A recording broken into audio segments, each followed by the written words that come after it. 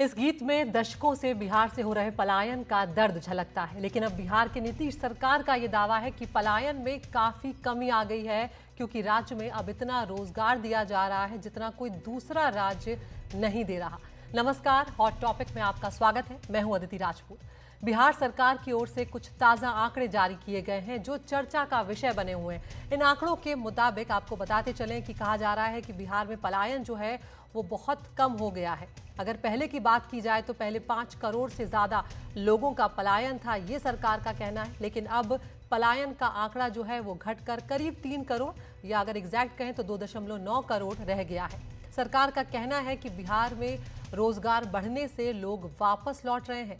कृषि के क्षेत्र में विकास से लोगों का पलायन का सिलसिला जो है वो कहीं ना कहीं ठहरा है। ये बड़ी बात यहाँ पर कही जा रही है नीतीश सरकार की तरफ से। एक और दावा नीतीश सरकार की तरफ से किया जा रहा है, जिसके तहत 5 सालों में 7,24,00,000 नौकरियां जो हैं वो दी गई हैं, जो देश में सबसे ज़्यादा हैं। सरकार का ये भी दावा है कि सरकारी नौकरियों के लिए बड़ी संख्या में देश भर के युवा जो हैं वो अब बिहार का रुख कर रहे हैं। तो यहाँ पर दावे जो हैं वो सरकार की तरफ से ये किए गए हैं। रिपोर्ट का हवाला यहाँ पर दिया जा रहा है। इतना ही नहीं, नीतीश सरकार ने 50 लाख रोजगार देने का भी लक्ष्य रखा है, जो कि 2020 की तुलना में 30 लाख ज़्यादा है। 2020 के लक्ष्य की अगर बात करें तो वो यहाँ पर आप देख सकते हैं 10 लाख था सरकारी नौकरी का, और जो नया लक्ष्य है उसे 12 लाख किया गया है। और अगर दूसरी नौकरियों की बात करें, दूसरे रोजगार की बात करें तो 10 लाख का लक्ष्य था और उसे बढ़ाकर 38 लाख कर दिया गया, यानी कि 50 लाख नई नौकरियों का वादा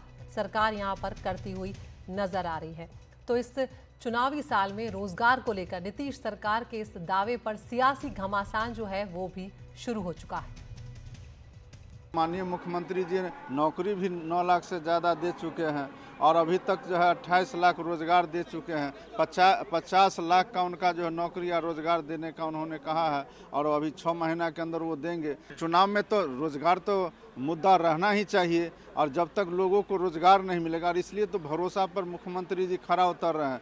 बेरोजगारी में, गरीबी में नंबर 1 है, पलायन में नंबर 1 है और किसानों के आय में बिहार है सबसे पिछड़ी है। किसानों का आय नहीं होता, महंगाई की मारामारी है, सब लोग जो है परेशान है इस मौजूदा सरकार से। तो सवाल यही है कि क्या इस बार बिहार की लड़ाई रोजगार और विकास के मुद्दे पर लड़ी जाएगी, क्योंकि चुनावी बिसात अब बिछ चुकी है। राजनीतिक पार्टियों ने कमर कस ली है और जनता अभी सब कुछ देख रही है। बाद में सामने आएगा कि जनता का रुख यहाँ पर किधर रहता है। हमारे साथ 2 खास मेहमान जुड़ रहे हैं इस मुद्दे पर चर्चा करने के लिए। हमारे साथ अनुप्रिया जी हैं, प्रवक्ता हैं जेडीयू की, और प्रोफेसर अनवर पाशा हैं, प्रवक्ता हैं आरजेडी के। प्रोफेसर पाशा, यहाँ पर अगर आपसे शुरुआत में करूं बात की, तो आप लोग बेरोजगारी का मुद्दा यहाँ पर उठा रहे हैं और यहाँ तो सरकार ने 7,24,000 नौकरियां दे दी हैं। वो तो आंकड़े यहाँ पर जारी कर रहे हैं, आगे 50 लाख का टारगेट वो सेट करने की कोशिश करते हुए नजर आ रहे हैं। कैसे आप इसे काउंटर करेंगे? देखिए, ये तो सिर्फ हवाई है, खोखले दावे हैं और इस दावे की कलई खुल जाती है। जो आंकड़े हैं उस पर अगर आप नजर डालें तो इस दावे की कलई खुल जाती है। 20 वर्षों से बिहार में सरकार है डबल इंजन की, जिनकी नीतीश कुमार जी की अगुवाई में चल रही।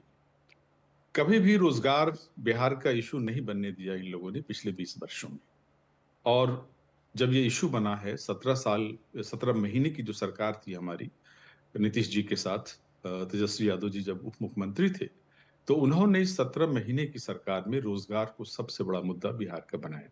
2 हमारे बड़े मुद्दे हैं, एक तो सामाजिक न्याय और दूसरा रोजगार का मुद्दा। इस पे हमने 2.5 लाख से ज्यादा नौकरियां सिर्फ शिक्षा विभाग में दी, क्योंकि शिक्षा विभाग हमारे पास था, स्वास्थ्य विभाग हमारे पास था। उसमें भी हमने 2 लाख नौकरियों के लिए फाइल बढ़ाई थी हमारे नेता ने, लेकिन वो आज तक वो फाइल पड़ी हुई है नीतीश कुमार जी के टेबल पे। तो हमारा लक्ष्य था 10 लाख लोगों को रोजगार देने का, जो हमने वादा किया था पिछले 2020 के इलेक्शन में तेजस्वी जी ने। उसमें 10 लाख का वादा किया था हमने और उसमें तकरीबन 5 लाख हमने पूरे किए। और अगर सरकार चलती तो अब तक हम 20 लाख के उस लक्ष्य को प्राप्त कर चुके, 10 लाख के लक्ष्य को प्राप्त कर चुके होते।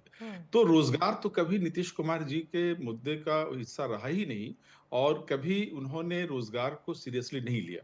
उसकी वजह से हुआ यह है कि पिछले 20 वर्षों में जो नतीजा है इस सरकार का, जो डेवलपमेंट का, विकास का जो नतीजा है, कि प्रति व्यक्ति आय जो है वो देश में सबसे कम बिहार में है, जी। प्रति व्यक्ति निवेश सबसे कम बिहार में है, किसानों की सबसे कम आय बिहार में है, और सबसे ज्यादा स्कूलों से बच्चों के जो ड्रॉप आउट्स हैं वो बिहार में है।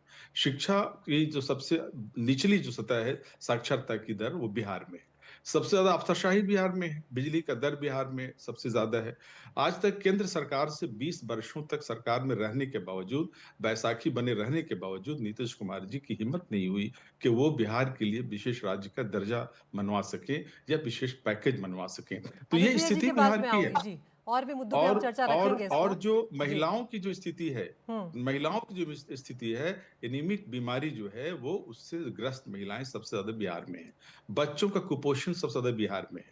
बच्चे जो हैं वो सही पोषण के नहीं होने की वजह से बौने हो रहे हैं बच्चे। ये सारे बिल्कुल, आंकड़े ये हमारे नेता गंभीर ने दिए। समस्याएं हमारे बिल्कुल वहां पर बनी हुई हैं। अनुप्रिया जी, उसके अगर हम अलावा यहाँ पर पलायन, जिस तरह से हमने पलायन शुरुआत अगर की, जो बिहार बात में, अनवर जी कह रहे हैं, अनवर जी आऊंगी मैं आपके पास अभी, एक एक करके हम हर मुद्दे पर यहाँ पर कोशिश करेंगे कि चर्चा की जाए। अनुप्रिया जी, जो बात अनवर जी यहाँ पर कह रहे हैं कि अगर अगर उनकी सरकार चल रही होती अभी तक, तो यहाँ पर 10 लाख रोजगार का जो टारगेट है वो पूरा कर लिया जाता। आप लोग बात जो कर रहे हैं, आंकड़ा जो दे रहे हैं, उसको वो फिलहाल सही भी नहीं मान रहे हैं, और साथ ही तेजस्वी यादव को हमने सुना, वो ये भी कह रहे हैं विधानसभा में कि आप क्रेडिट भी नहीं दे रहे हैं, जो नौकरियां उन्होंने दी हैं उनके वक्त में दी गई हैं उसको लेकर। अदिति जी, अनवर पासा जी ने जिन बातों का जिक्र किया, बात समझने की, उन्होंने कहा कि 2005 से 2020 तक, मैं ऑडिबल हूँ? सॉरी। बिल्कुल बिल्कुल। उन्होंने कहा कि 2005 से 2020 तक नीतीश कुमार जी ने कभी रोजगार और नौकरी की चर्चा ही नहीं की। वह बिहार जो कि खोखला हो चुका बिहार, जिस बिहार में न सड़क है, न बिजली है, न बिहार में परिवार सुरक्षित है, जिस बिहार में आपको रहने की जो मूलभूत सुविधाएं वहां नहीं थी, उस बिहार को एटलीस्ट जो गड्ढे थे उसको भरते भरते बिहार की जनता को उस लायक बनाया और बिहारी होने पर गौरवान्वित महसूस किया। अब वो बिहार, क्योंकि जो आंकड़े कह रहे हैं कि विपक्ष के होने के नाते ये झूठ कहेंगे, लेकिन आंकड़े वो सरकारी आंकड़े हैं, वो जांच भी हो सकते हैं। आज हमने जो 2020 में 7 निश्चय पार्ट 2 के तहत हमने जो निश्चय लिया था कि 10 लाख नौकरी, 10 लाख रोजगार की बात करें, हम उसको एटलीस्ट हम उसको क्रॉस कर चुके हैं। रोजगार के मामले में हमने कहा 10 लाख रोजगार, आज हमने 24 लाख रोजगार पैदा किए हैं। आप जीविका दीदी की मैं बात कर लूं, आज बिहार में मुर्गी पालन की मैं बात करूं कि 18.3% दर बढ़ोतरी हुई है। राज्य में मछली उत्पादन में बढ़ोतरी हुई है। मखाना जो कि आज पूरे भारत में केंद्र बना हुआ है, 5 वर्षों में दूध का उत्पादन 31% बढ़ गया है। और ये कह रहे कि कभी यहाँ पे माननीय मुख्यमंत्री जी ने रोजगार को मुद्दा ही नहीं बनाया। शायद ये भूल गए, क्योंकि विपक्ष होने के नाते इनका एक ही एजेंडा है। और देखिए, आप किसी दल के राजनीतिक एजेंडे को और उसके पीछे के इतिहास को भी समझेंगे। जिस दल ने 90 से 2005 में बिहार को अपनी मात्र एक संपत्ति के बढ़ोतरी के रूप में बिहार की जनता को समझा हो, अपनी सत्ता को काबिज करने के लिए हर वो कुरीतियां की हो, तो उनके लिए यह आंकड़े निश्चित तौर पे झूठे साबित होंगे। अनुप्रिया जी, देखिए जिस तरह से आप आंकड़े रख रही हैं यहाँ पर, जी आंकड़े जो आप रख रही हैं, बिहार के अगर जीडीपी के योगदान का आंकड़ा हम देखेंगे तो सिर्फ 2.8% है, जो दक्षिण के राज्यों से अगर हम तुलना करेंगे तो वो बहुत पीछे है। तो आप ऐसी तस्वीर भी मत दिखाइए कि बिहार में सब बाहर ही बाहर है। अभी लंबा सफर तय करना है, बिहार के सामने कई चुनौतियां, ये भी मानना होगा।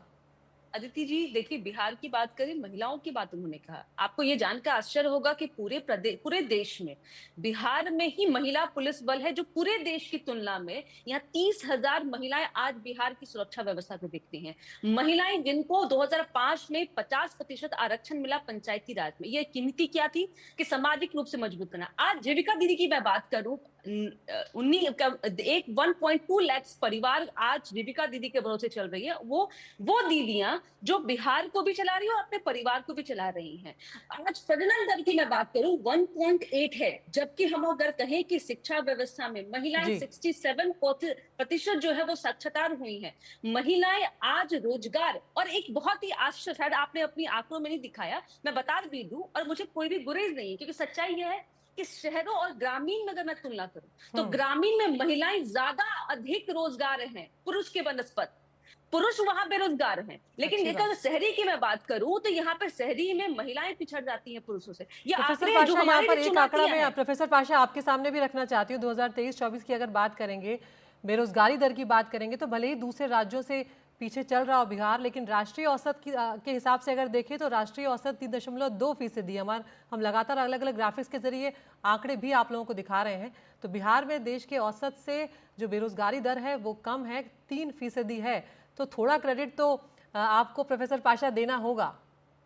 मैं आपको एक मिसाल दूंगा अदिति जी, कि बिहार में जो खुद नीति आयोग की रिपोर्ट जो छपी है भारत सरकार की, उसके मुताबिक 115 क्षेत्रों और मानकों में बिहार को 100 में से 52 अंक मिले हैं, जो देश के तमाम दूसरे राज्यों से कम। ग्रामीण में नौजवानों में 83% बेरोजगारी है। शहरी इलाकों में भी बेरोजगारी का आंकड़ा बढ़ा है। तो ये अगर विकास है, ये बिहार का अगर विकास है, तो ये आंकड़े खुद सरकार के दिए हुए आंकड़े हैं। ये आंकड़े क्या बोलते हैं? रही बात दावे की, तो प्रधानमंत्री जी ने हर वर्ष पिछले इलेक्शन में ये कहा था, पार्लियामेंट के पिछले इलेक्शन में, कि हर वर्ष हम 2 करोड़ युवकों को रोजगार देंगे, यानी 5 वर्ष में 10 करोड़ युवकों को रोजगार मिलना चाहिए था। क्या हुआ? तो सिर्फ आंकड़े दे देने से, दावे कर देने से बिहार की जो सच्चाई है, जो परिस्थिति है, वो झुटलाई नहीं जा सकती, वो बदल नहीं जाती है। बिहार की दशा ये है कि आज करप्शन चरम सीमा पर है। बिहार को ब्यूरोक्रेट्स चला रहे हैं, नेता नहीं चला रहे हैं। नेताओं की कोई अहमियत नहीं है, मिनिस्टर्स की कोई अहमियत नहीं है, सब कुछ हाथ में है ब्यूरोक्रेट्स के। ये स्थिति है। बिना रिश्वत के किसी क्लर्क से कोई एक फाइल आगे आप नहीं बढ़वा सकते जब तक रिश्वत न दें उसको। इतना चरम पर है बिल्कुल बिहार में इस वक्त क्राइम भी आप देखेंगे कि उसका डेटा भी अगर आप उठा करके देखें, क्राइम की महिलाओं बात को। पे अनुप्रिया जी से मैं आप जो बात उठा रहे हैं उस पर उन पर जवाब भी लेना चाहूंगी। अनुप्रिया जी, जो बात अनवर पाशा जी कह रहे हैं फाइलों को लेकर कि किस तरह से लोग जो हैं, आम लोगों के लिए काफ़ी मुश्किलें होती है सरकार में, सरकारी दफ्तरों में एक फाइल को दूसरी जगह मूव करना, किस तरह की भ्रष्टाचार जो है उसकी बात वो यहाँ पर उठा रहे हैं। और ये तो सिर्फ बिहार का नहीं, हमारे देश में कई राज्यों में इस तरह की स्थिति है। तो अनुप्रिया जी, बिहार के संदर्भ में आप उसे किस तरह से जवाब देंगी? उसका क्या कुछ किया जा रहा है? अदिति जी, मुझे लगता है कि लोकतंत्र में जनता मालिक होती है और जनता चयन करती है अपने सरकार को। तो जनता जो जो वोट दे रही है, जो जनमत दे रही है, वो झूठा तो नहीं है। और जिस तरह का आरोप, मैं फिर कहती हूँ कि इन्होंने कहा कि अगर आप देश के रिपोर्ट्स को देखेंगे तो ये देश के रिपोर्ट को ये सत्य मान रहे हैं, लेकिन बिहार सरकार ने जिन रिपोर्ट को पब्लिश किया, कह रहे हैं कि बेबुनियादी है, झूठे हैं।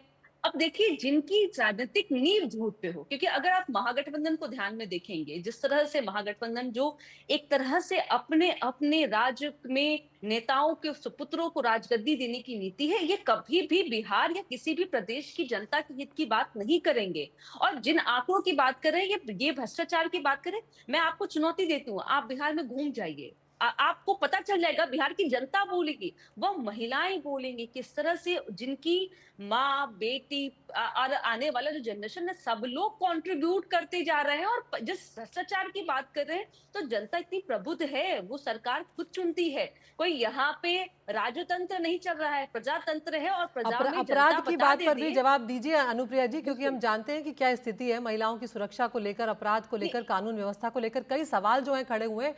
ऐसी कई घटनाएं हैं जिन्हें शायद मुझे आपको याद दिलाने की जरूरत भी नहीं है, जो हाल ही में हुई है। कभी सरेआम दिन दहाड़े लोगों पर हमले हो जाते हैं, नेताओं पर हमले हो जाते हैं।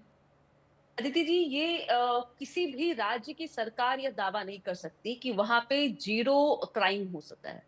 हम निश्चित तौर पे, हमारे लिए चुनौतियां हैं, लेकिन जिन एनसीआरबी रिपोर्ट्स की बात करते हैं, जिन आंकड़ों की बात करते हैं, आप अब 2005 से अब यहाँ देखिए, सुशासन की सरकार हम क्यों कहते हैं? क्योंकि अगर किसी तरह की घटनाएं होती हैं, 24 घंटे 48 घंटे के अंदर में प्रशासन को इजाजत है कि वो काम कर सकती। एक समय था अदिति जी कि जहां पे जितने भी हत्याएं होते थे, अपहरण होते थे, वो मुख्यमंत्री आवास से नियंत्रित होते थे। उस समय पुलिस को यह अधिकार नहीं था। इन्होंने कहा कि आज यहाँ पे नेताओं की नहीं चलती है, प्रशासन की चलती है। निश्चित तौर पर प्रशासन को हमने खुली छूट दी है कि वो अपने क्षेत्र में काम करे। राजनेताओं का काम होता है अपने अपने चलिए प्रोफेसर पाशा को मैं अब, जी प्रोफेसर पाशा, वक्त की कमी, आप अपनी बात कहिए।